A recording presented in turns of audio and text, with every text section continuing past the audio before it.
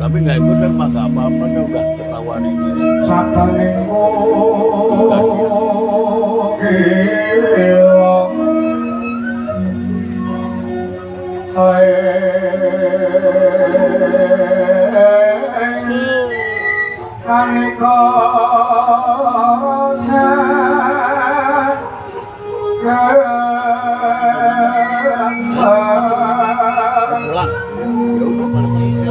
Dan kerja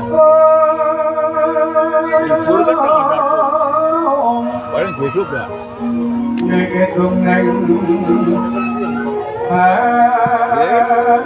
bentar lagi habis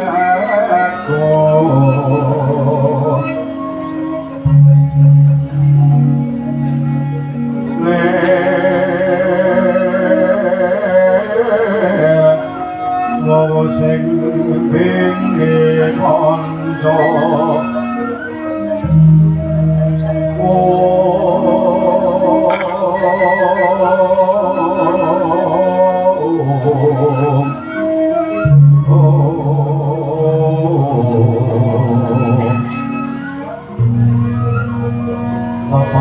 ayam wono manguhin padakan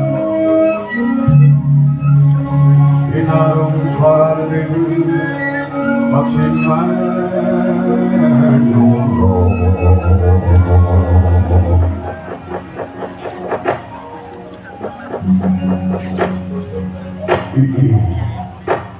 ya jagat pangestu wayang kotor jagat yo nang kerto penemban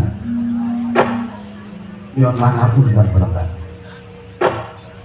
sareng kula kami rawuh menika wonten pandhita Sundar Kalih Dukus Kawan gangsal cacahipun rawuh wonten kedhaton negari Pancala wonten mesanipun Sang Prabu Sucipta penemban ngapuraken kasuburan Nonamen masang kaliman kabeh sinapeta nyelima kepena saking siku tendaning Upadara sinuwun kula ngaturaken sembah kula konjo sinuwun. Nggih, Penemban.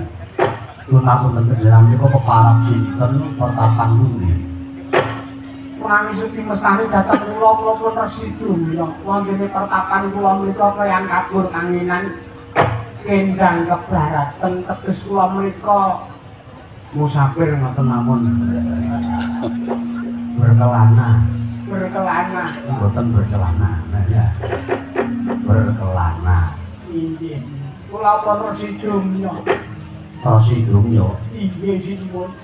Lajeng ingkang gagah sentosa wideksa menika aku Atmajari Bapa Dumya ya aku Resi Balowa. Resi Balowa. Yo. Wah iya.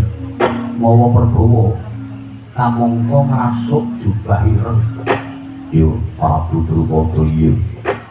Lajeng ingkang mawi jubah petak menika sinten?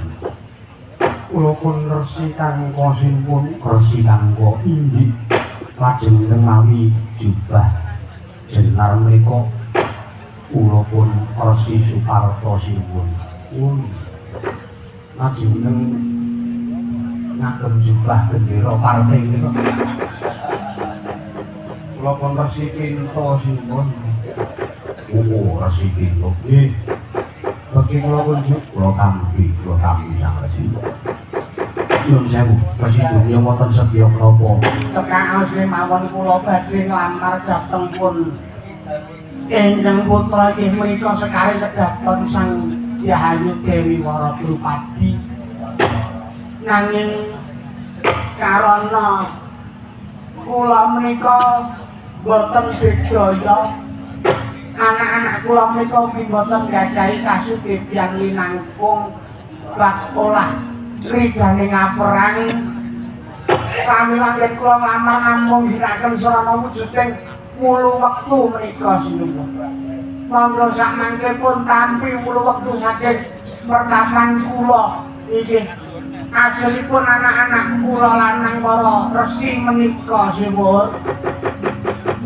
Sareng mangkat sumula amadani sureneng pasarean ngangi matono harang muremu kawinan ngangrangan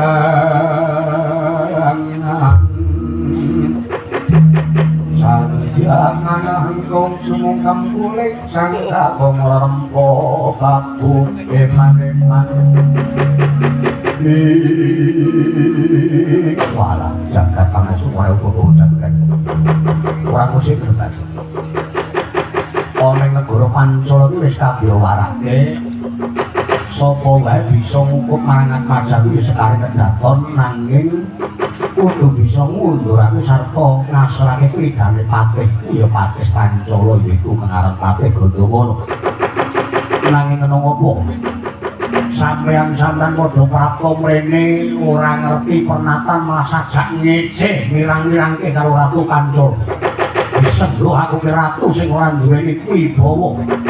Senggo aku ki ratu sing ora duweni bawa laksana. Dewan. Prasidaya. Sing gedhe pangapuramu panglamarmu tak tambek ora tak tampa. Mergo nggonmu nias sartane nyina.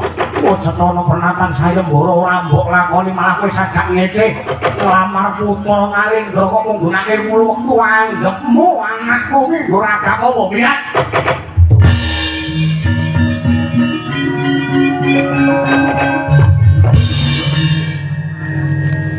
Yer anakku Resi Kangka ana dawuh apa bapa urung kasempatan manjang kane awake dhewe mung kawula cilik ayo ngalih ora pantes mapanane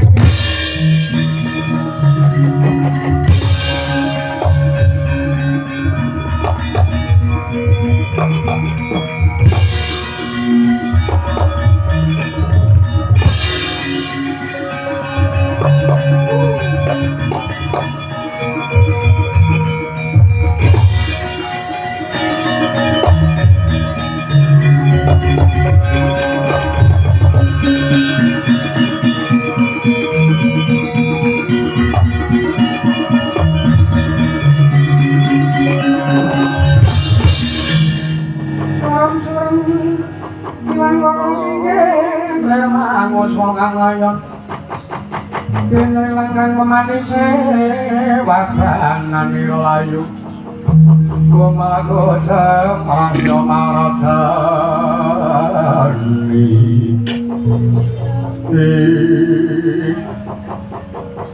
untuk mono ngajian ngopo lemah punten sing sarung romi jangan pangandika padha sajak nyocok wonten salebeting manahipun ingkang abdi padha kundul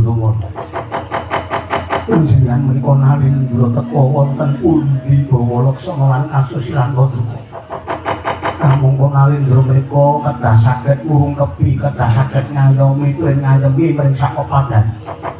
Mboten ngomongaken titah menika nggadahi derajat pangkat utawi mboten nggadahi derajat pangkat. Mboten ngomongaken titah